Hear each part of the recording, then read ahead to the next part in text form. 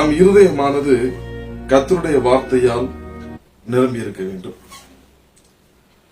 இன்று நாம் பார்க்கும் பொழுது நம்முடைய இருதயங்களிலே என்ன ஆட்கொண்டிருக்கிறது? கவலைகள் காணப்படுகிறது. நம்முடைய இருதயத்தை பல காரியங்களுக்கு செலவிடுகிறோம். கொலோசியர் 3:16 வாசிக்கிறோம்.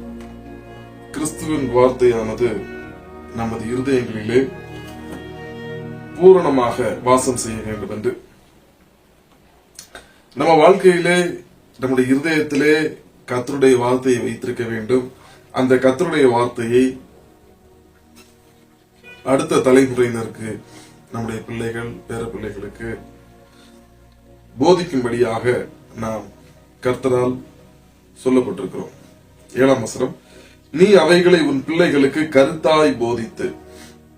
இங்கே கருத்தாய் என்று சொல்லப்பட்ட தமிழ் வார்த்தை மூல பாஷையிலே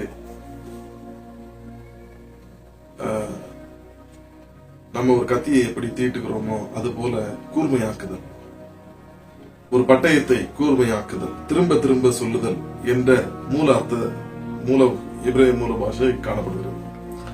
நம்முடைய பிள்ளைகளுக்கு நாம் திரும்ப திரும்ப கர்த்தருடைய வார்த்தையை சொல்லும்படியாக அழைக்கப்படுகிறோம்.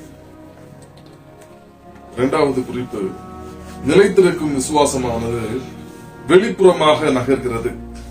நிலைத்திருக்கும் விசுவாசமானது வெளிப்புறமாக நகர்கிறது.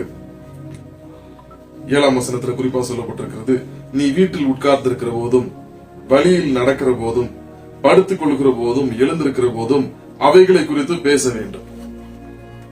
நம்ம வீட்டுல சாப்பிடும் நேரம், நாம் ஓய்வு எடுக்கும் நேரம், நாம் பயணம் செய்யும் பொழுது, நம்முடைய பிரயாணங்களிலே கர்த்தருடைய வார்த்தைகளை நாம் நம்முடைய பிள்ளைகளுக்கு சொல்லும்படியாக கர்த்தருடைய வார்த்தை நமக்கு அறிவுறுத்துகிறது. நாம் காலையில் எழும்பும் பொழுது, நாம் இரவிலே படுப்பதற்கு முன் ஆண்டவர் எப்படி நம்மை நடத்தினார், ஆண்டவர் கொடுத்த வாக்குத்தத்த வசனம் என்ன, ஆண்டவர் நமக்கு என்னென்ன நன்மைகளை செய்தார், இவற்றையெல்லாம் நம்முடைய அடுத்த தலைமுறையினருக்கு நாம் விவரித்து சொல்ல வேண்டும். நாம் நிலைத்திருக்கும் விசுவாசத்தை எவ்வாறு வளர்ப்பது என்று பார்க்கிறோம். How to cultivate a faith that lasts. அதற்கு முதலாவதாக நம்முடைய இருதயத்தில் கர்த்தருடைய வார்த்தை இருக்கும். நமக்கு நம்முடைய குடும்பத்தினர், நம்முடைய நண்பர்கள், நம்முடைய உறவினர்கள் ஆண்டவரை அறிய வேண்டும் என்று விரும்புகிறோம். முதல்ல நம்ம ஆண்டவருடைய வார்த்தையை நேசிக்கணும். ஆண்டவருடைய வார்த்தை நம்முடைய இருதயத்தில் இருக்கணும்.